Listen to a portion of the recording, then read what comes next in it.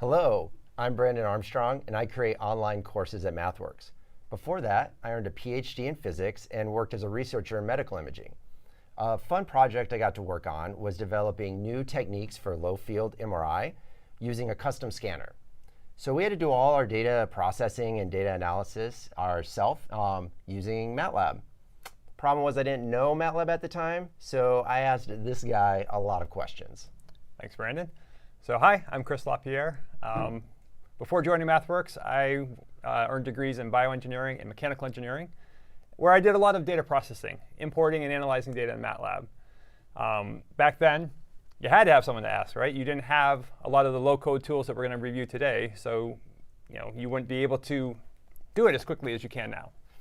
Now, as Cris is alluding to, a lot of people think low-code tools and app-driven workflows are good for beginners, and that's certainly true. I hope to make the argument today that they are also good for advanced users. For example, a common workflow I had to do in my research, my data would come in, the baseline would move up and down. It was very noisy. I had to find peaks. And those parameters that I needed to clean and prepare my data, it changed from experiment to experiment. I couldn't publish a research paper saying, hey, I cleaned my data and found peaks. I needed to do a lot of analysis beforehand, so those tedious, repetitive tasks were something that I just wished there were interactive tools to help me out. And today, there are, and I feel they make me much more productive. So they are actually so productive. We've actually put a couple of these into courses that we've made on Coursera. So we've put together this practical data science MATLAB specialization, which contains 4 courses. So we cover exploratory data analysis, data processing, feature engineering, predictive modeling, machine learning, and data science, sort of like a wrap-up project. So these courses are available on Coursera. Anyone can enroll for free. And we provide you everything you need to complete the courses. So today, we're going to work through 2 examples. One of those examples is going to be a data pre-processing and cleaning example like I just described. Another, we're going to work on a very different data set that has mixed data types. It has text, it has numbers, it has geolocations, states. How do you import and analyze that data? It's much more complicated. So we'll work through those 2 examples. So Cris, why don't we drive in? All right, so I've already loaded the data. This is a data set that comes with MATLAB. It's called Noisy ECG. So let's just take a look at it. So we just open the variable in the variable editor. We see it's just a vector of numbers. So usually helpful to visualize your data, see what you have. So I'm just going to go to our plots tab here. And by selecting a variable down below, I can see the plots that I can create with this data, this variable. And let's just create a plot. So maybe this looks a little familiar. As Cris said, it's an ECG, or also called an EKG. If you watch TV shows that have hospitals or any movies, you hear the little beep, beep, beep as it goes through. Probably looks a lot cleaner on the screen, and that's because they're doing a lot of pre-processing on those machines. I don't know what these mean. Cris, can you explain, though, the heart rate a little bit? Yeah, so if you're not familiar with it, heart rate consists of a bit different waves and peaks that people analyze. So for example, here we see what's called the P wave. Then you have what's called the Q, R, S complex, and then a T wave at the end. And you'll see that pattern repeats for every single heartbeat. And there's 4 of them here. And so what you would do if you're analyzing the signal is you need a way to be able to identify consistently and repeatably those peaks. Yeah, because that's going to determine whether you're healthy. And so what I notice here is that baseline, it goes up, it goes down. That can make finding the peaks really difficult. And in fact, in the research I was doing, I also cared about peak intensity. So if I was trying to find the peak intensity, but my baseline's going up, my results are incorrect. So I feel like the first thing we should do here is try to correct that baseline. Yeah, so since we're going to analyze this signal, let's start creating a script capturing all of our code as we go.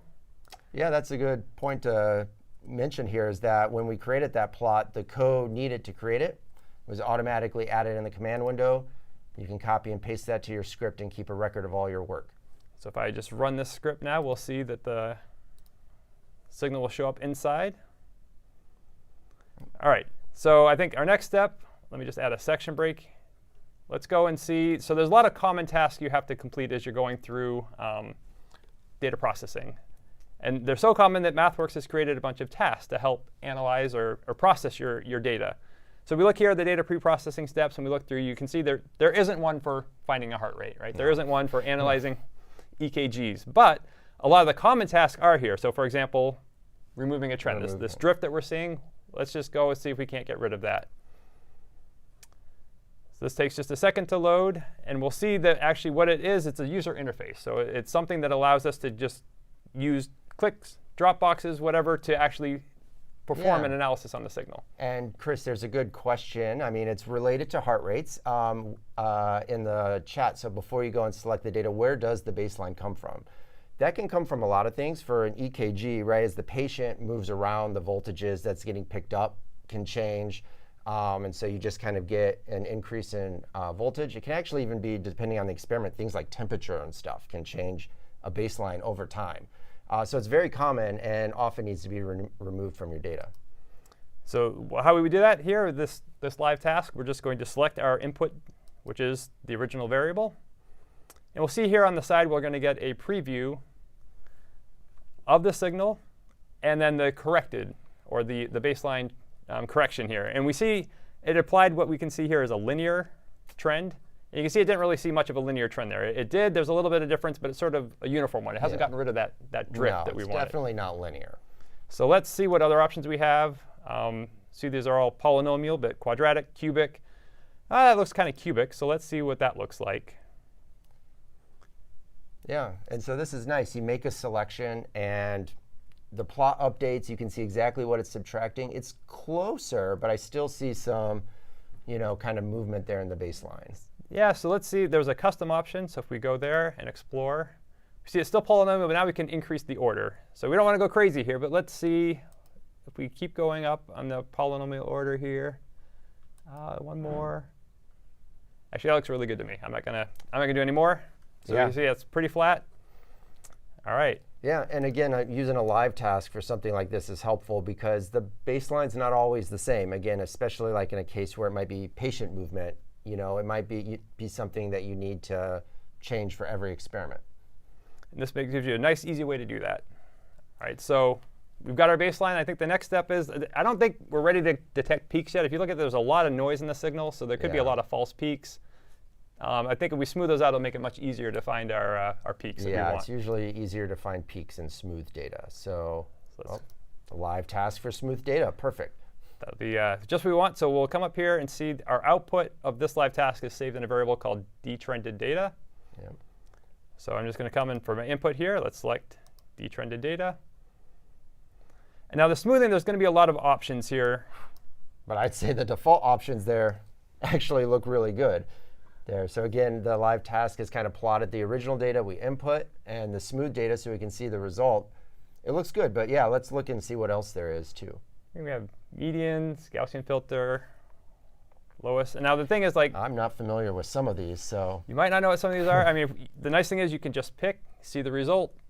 Try it. Maybe you learn something new. You go look it up, see what it is, and maybe you find something new here. So I think you're right. Mean looked pretty good, so I don't see a need to explore something I don't understand or don't know. So maybe also we can just say, there are a lot of options. For example, you can change how you smooth. So you can see there's a factor there. If you prefer to specify a window, you can specify a window and specify the size. It can be symmetric or asymmetric.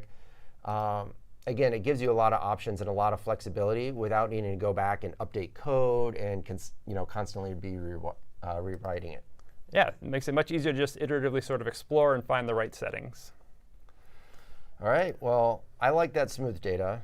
So I think the next step, I think we're ready to start looking for peaks. Yeah. So we come look at a task. I think the one that we want here is going to be find local extrema. This is actually right, because some of the peaks you mentioned that we want to find are not actually like a maximum peak. It's a minimum, right? So this will help us find both. So let's just pull in our smooth data. And let's see what, well, found some peaks. Well, that happened. Even though we smoothed it, there's still noise in there. And of course, the algorithm doesn't know whether that little peak from noise is noise or if it's just a small peak. But there's a lot of settings we can do. This is something I had to do a lot. Cris, I always start it with changing the prominence. which is basically how much does a peak stand out from its surroundings. That way I could get rid of the small stuff that was noise. Perfect. So we see there's an easy sort of toggle window here where we can increment our noise, or our prominence, sorry. And I will say about prominence, like I don't know how it's calculated, but the nice thing is I just have an intuitive feel or sense, right? I get a sense for what it does here, and I can see that 1 is probably too high. Too high, yep. So actually, I'm going to, let's just get rid of that legend for a second. So by clicking on it here and exploring up here, I can remove the legend so it doesn't block our peaks. Yep.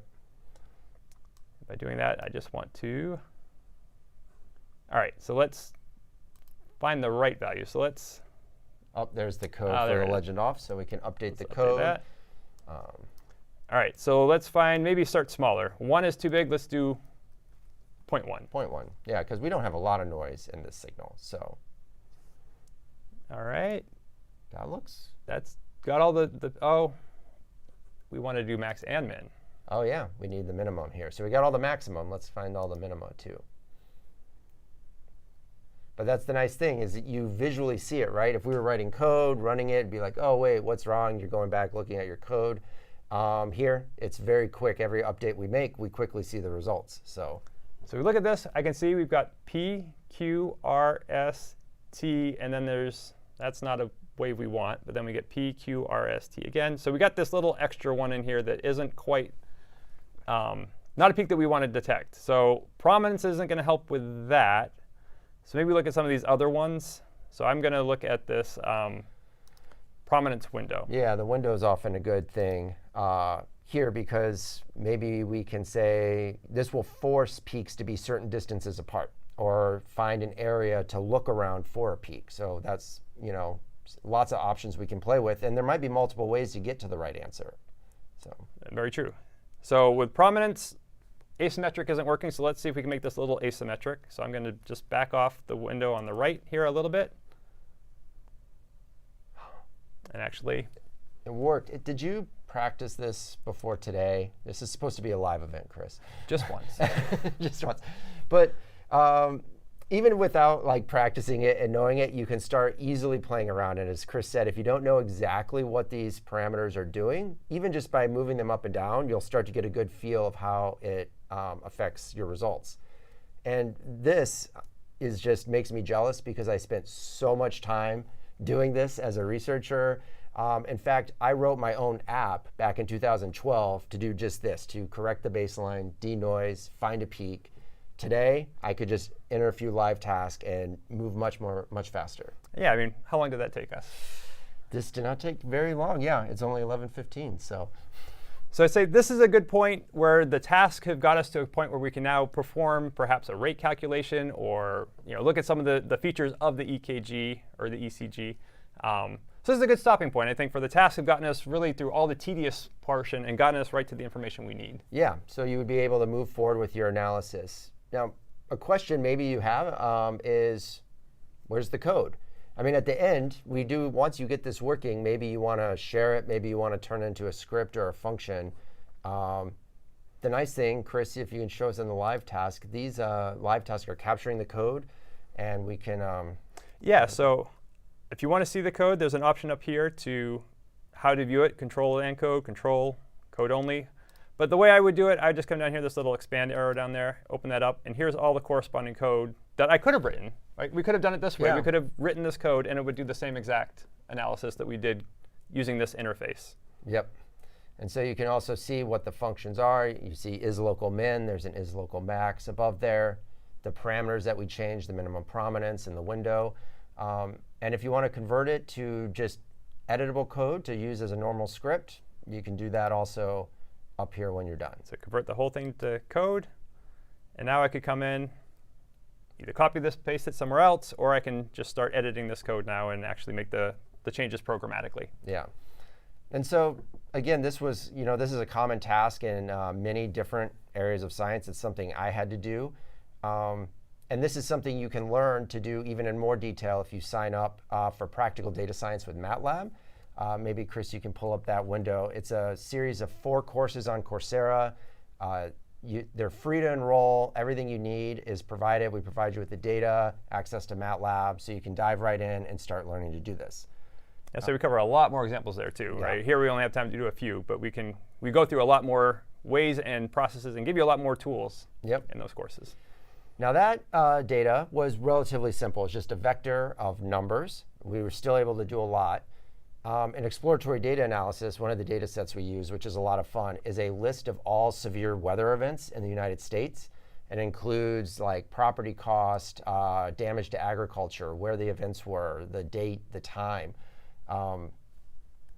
Can we walk through an example there? Maybe we should do an example of that. You see, I've got the data here. Very different data sets. So let's just explore one of them for now. So what if we and maybe I should say too, just as if you still have some questions, we're going to keep this one open. Feel free to drop your questions in the chat. If you want us to go back and look at that ECG data, we can. But yeah, let's start walking through storm events. All right, so I'm just going to double click on this to open it. And this is going to open what we call the import tool. You see up here, there's a bunch of settings that you could use to adjust how this data is imported. And here down below, it's loading the data to give me a preview of it. So there we see numbers 1 through down. These are the rows of my file. This is all the data that is actually in my file. So you can see it starts with a header row, just different column headings, and then the data underneath it. One of the things I love the import tool. It looks like it already gave names for all the variables in the table. It correctly identified the header line. It's also auto-detecting all the data types. Like you can see that right under the name that it's identifying numbers, categoricals, dates and times. And I think if we scroll over, there's even text in this file. So yeah, text there at the end. One thing that and I see you just hovered over it. I was like, OK, NaN. So I was just going to ask, why is it yellow? So yellow means this data is not in the file. So you see that little box there as well is telling us that it's going to replace any missing value now with a NaN, means not a number. OK. So that might be right for this file, but maybe not. So there's some options. When you're missing the data up here, what can we do? So here, if there's a cell that can't be imported, we're going to replace that value with a NaN. We can make this whatever we want, right? We could make it a number that just stands out or a value. NaN makes sense for this data set.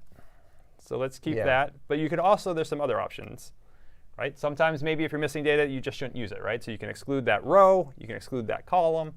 But again, here with this data set, just replacing with a NaN makes sense. And what the NaN is here is this is latitude and longitude data. Some events just that information isn't captured in the data set. Yeah, so they're not capturing the location of certain of those events, which actually we can see. Maybe you can highlight at the end. We can start to see a little bit of what those event types are.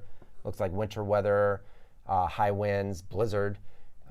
We get a few of those here in Massachusetts, where we're based. So not a lot of fun unless you like shoveling snow. But it's a good workout, but So the other thing is, if it auto-detects a lot of things, it doesn't necessarily always get it right. So if we want, we could come in and we could actually change any of these settings. So I think like here on the right, for example, it's detected this, what's called an episode narrative. It's detected it as a categorical because you can see some of the values repeat. Yeah. So it's thinking it's sort of categorizing events. But really, it's just the way the data is captured. This should probably just be text. That's a free-form narrative. It just repeats because as the way this data is organized, each episode might have multiple events associated with it. And you can think of like really big storms having things like floods and lightning and hail. So it repeats. All right, so I think we've got everything set. We're ready to import the data. Now the decision to make is how do we want to import it? We can import just this data set as a variable. Or if we look at the options, we can import it as a script that we can run over and over to load this same file. Or we could create a function that would allow us to then use this code to import any similar file, any file with the same format. Well, I think we were leading them. If you notice, there were multiple files of this as we opened 2013. And since we might want to import multiple files, we should probably generate a function. All right, let's do that. Now, the nice thing you're going to see here is we could have written this import function ourselves. But if you look at all the settings and that you have to set, that was easier, right? I mean, it's easier to use this interactive tool to get the settings right, make sure we're previewing that we're getting what we want. now everything has been. Yeah, it's very easy to just see how did it auto-detect the things. You can visually confirm and then generate that file. So let's save that function. We're going to save that. I'm just going to use the default name for now. Okay. All right, so with that, let's go ahead and create a new live script.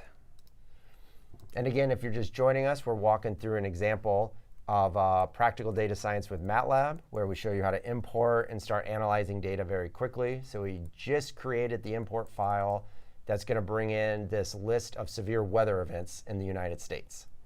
So. All right, so I'm just going to run this real quick. And now we can see what we get, make sure it's the same thing we were expecting. And I'm just going to Moment of truth. bring this in line so it's underneath. I'm still always really happy when data imports as expected, because it used to be so much more difficult on big data files like this. All right, so if we explore this, we can see we've got our date times, we have text, we have numbers, we have nans.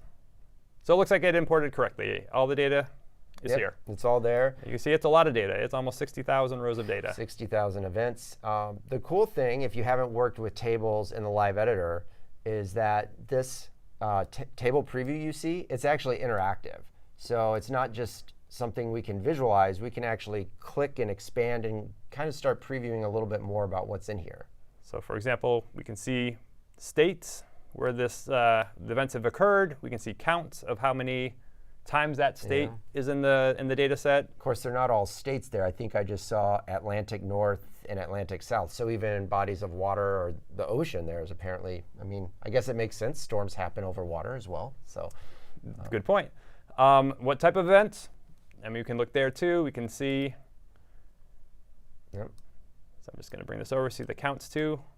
Now, some of these are very interesting. There's one of my favorite ones. Let me find it here.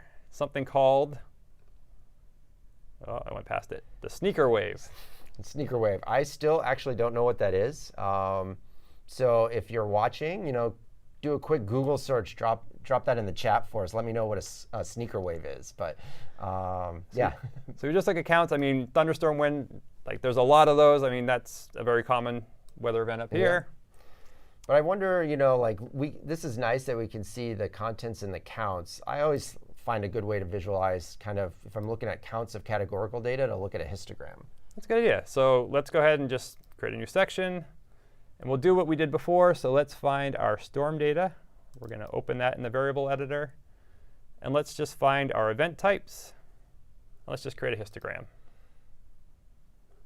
So I'm just somebody's asking, Cris, they asked what is the max capacity of the import file?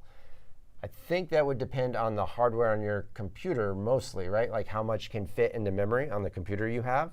And also how many variables are in the data file and the type of variables that are in the data file as well, right? There's a lot of different things there. I know I've imported files with over 1 million rows before, but only a couple of variables. So it's going to be the total size. But also, if you want, you can explore. MATLAB has options to work with what's called big data. So we have tools that are specifically designed around really, really large data sets. We're not going to show that today, but it's definitely options that are there. Yeah, there's options. If it doesn't fit into data, there's ways to do that. And in fact, we cover a little bit of that in the practical data science specialization as well. If you have, say, multiple files that in total, like maybe each individual file will fit, but not the total. So we discussed that a little bit as well in practical data science. So, but here's our histogram, so we can see the results. So we see thunderstorm wind is by far the most dominant one, but there's some other ones that are probably familiar. There's some winter weather. We get a little bit of that here, like you said. There's flooding, very common. I think people are very aware what floods are. Drought. So, this is a lot of the data, but maybe there's some in here that are interesting, some that we want to maybe explore just a couple of them, not the whole data set. Yeah, I mean, it seems unlikely that if you were, working with this data, you'd probably just want to do everything. You might be looking at a specific question. So for the sake of argument, let's just say we were interested in flooding. But before that, I can see our producer, Josh, here is putting the answer for the sneaker wave in there. So a sneaker wave, also known as a sleeper wave, or in Australia as a king wave, is a large coastal wave that can sometimes appear in a wave train without warning. Wow. All right. Maybe not quite a tsunami, I guess, but like a really big wave. And that comes from Beth Weinstra. So thank you, Beth, for watching. And I think you're watching with Allison. So thanks for watching.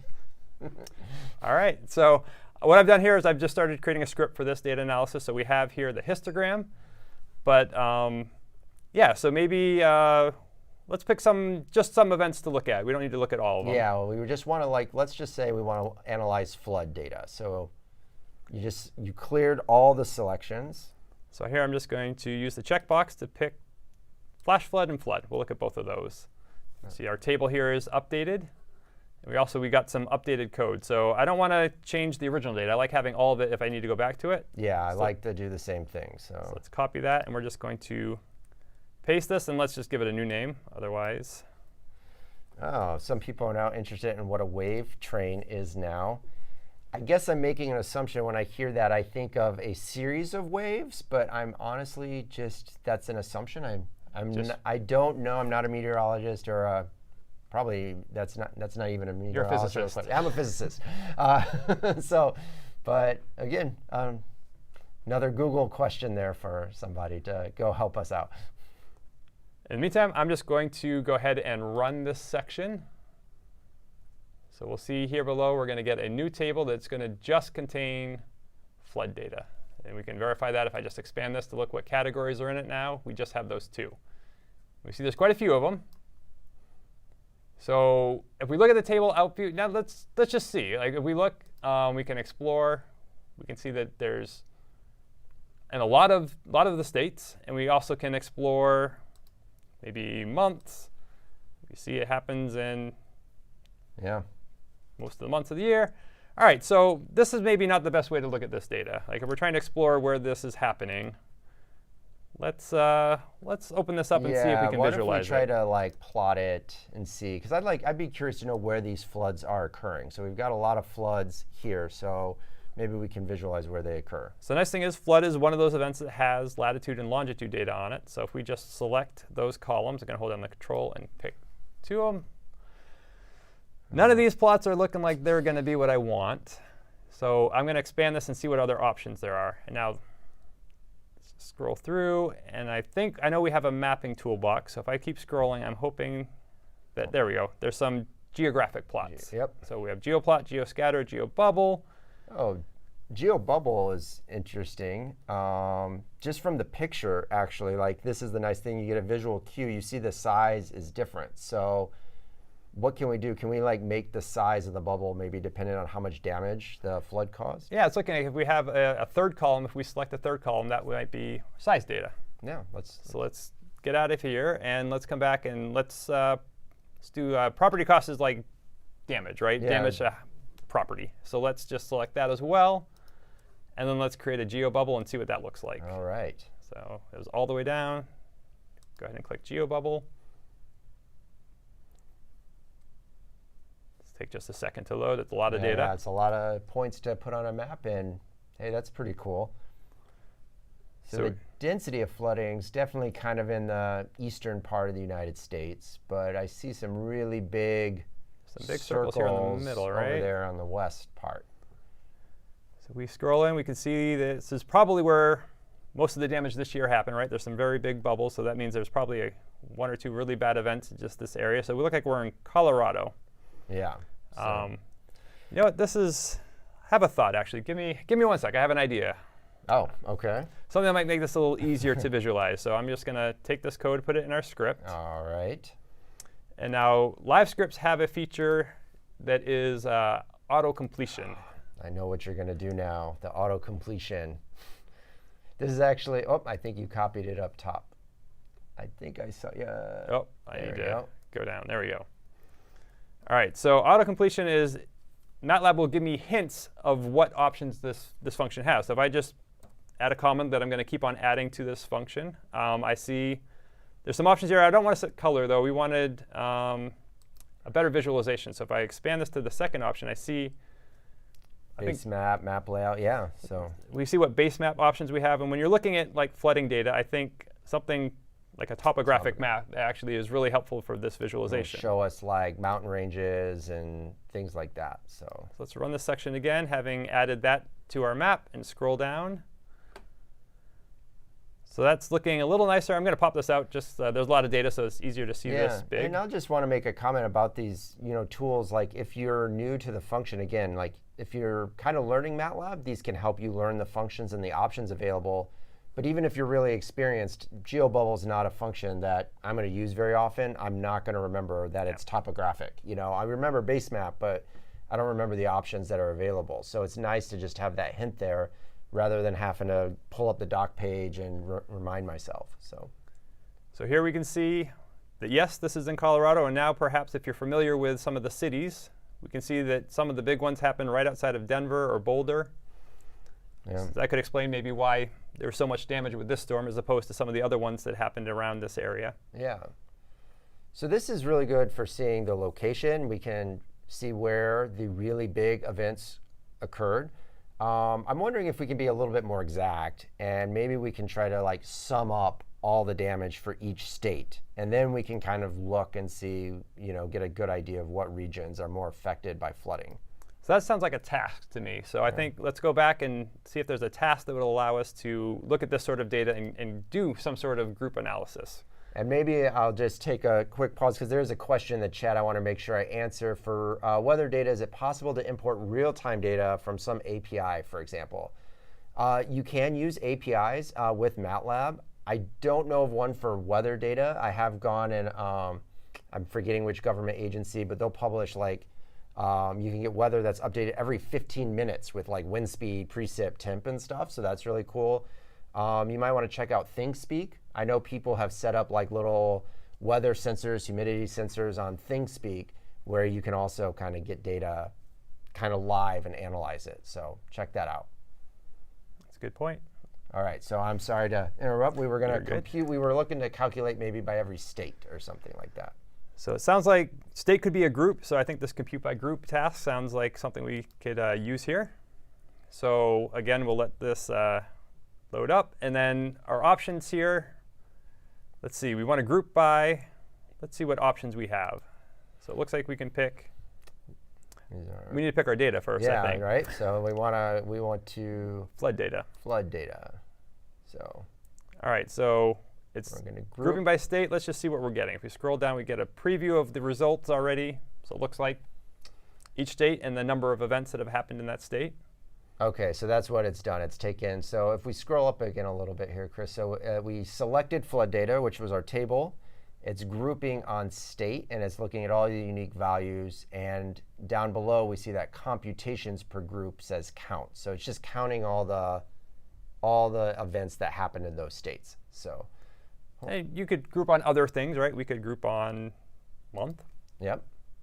See what that looks like. You get counts by month. You could group by year. But I think state sounds like the one we want to use, so we'll stay with state. But yeah, I think you talked about wanting to see some of total damage, right? So see all the damage, like property damage, crop damage. So I think the way we want to do that, let's do a compute on, and we want to do it on specific variables. So we'll go ahead and select that. And our options here are just some of the variables in the table. So we can, Let's do property cost.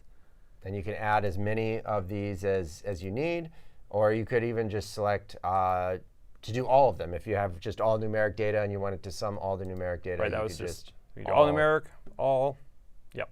So, all right, with that, let's go look at our table. It hasn't updated. I think. Yeah. Oh, but we're still just looking at counts. So. Oh, so yeah, count doesn't matter if we do.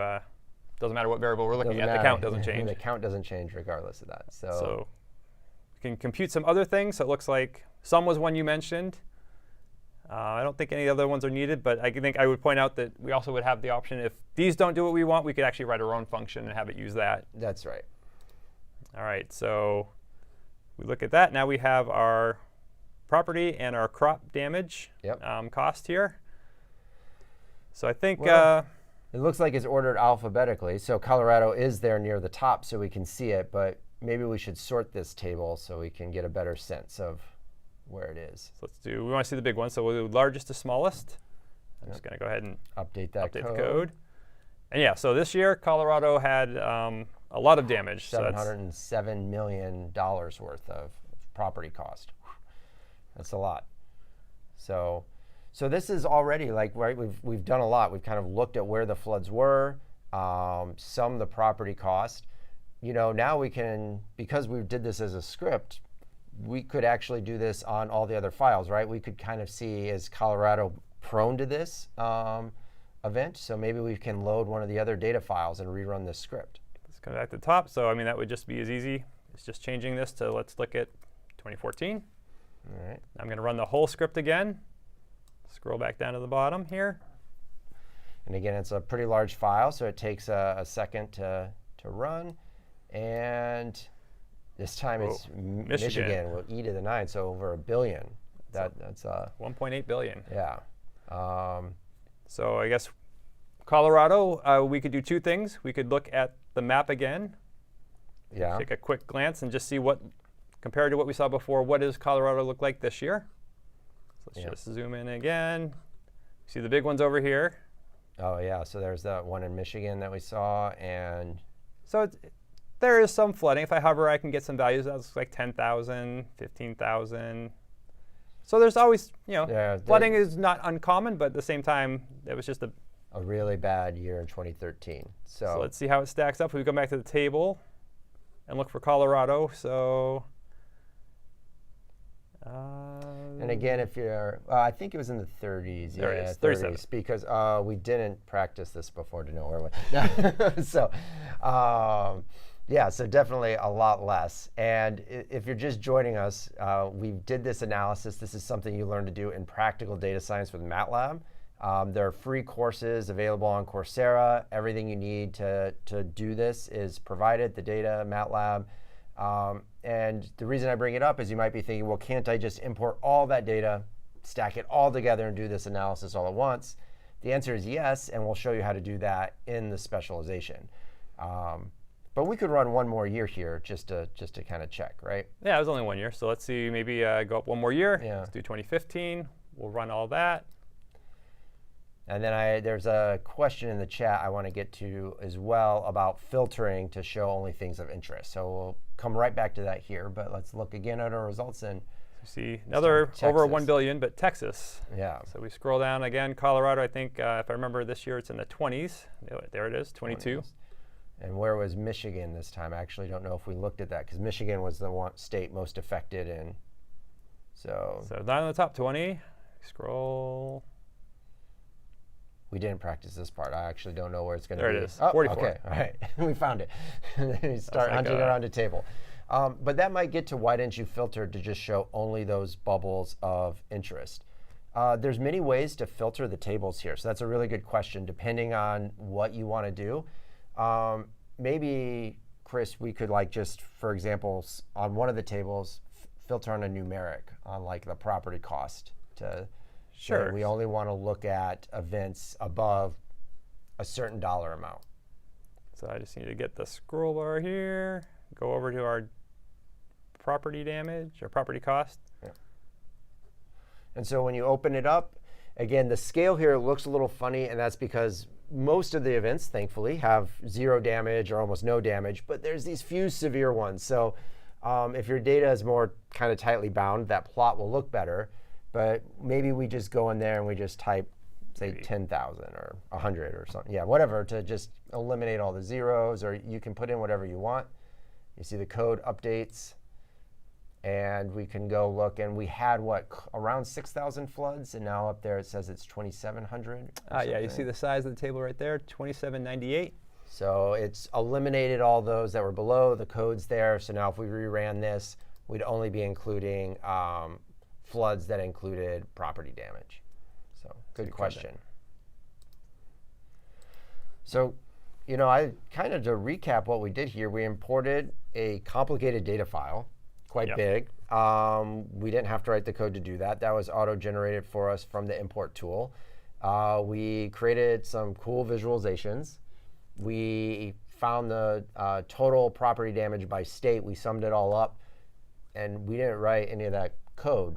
Really, I mean, we wrote import file, which was created for us by MATLAB. So you can do a lot without doing a whole lot of coding, which is great, again, if you're getting new. Or, again, I use these all the time, especially with a new data set, because I just find it makes me more productive, because I can change a parameter, visualize the result, and get to the questions that I'm interested in rather than trying to write code to do all that initial filtering of data and visualizations. So I'll say there's a lot of options. We haven't been able to cover everything. We didn't want to try to cover everything. But hopefully, if you're interested, this is why we did create this online specialization. So if you are interested or you have questions or you maybe you can pull it back up real fast for it just so they can see. There's some things that you might be interested in. For example, you want to import more data files, or you want to know how to import multiple files that all contain similar data. That's covered in the first course here. You want to do some more of those data processing steps, covered in the second course here. So there's a lot of good options, and we would invite you to go ahead and explore the courses. Again, anyone can enroll for free. Yep. We give you everything you need to be able to complete the course. There's multiple topics, multiple examples. So it's a great way to explore and learn how to use some of these tools in MATLAB. Yeah. So thank you for joining us today, going through these examples. I hope that you learned some new tools that are going to make you a little bit more productive in your work. If you're very comfortable coding and know all these things, when a new person joins your lab or your group and they don't know MATLAB like myself, now you can say, oh, just go use those interactive tools. It's super easy, and you don't have to spend as much time as Cris did teaching me how to use MATLAB when I first joined. Oh, but then we wouldn't be friends. That's true. That's true. So, so thank you very much for watching today. Thank you.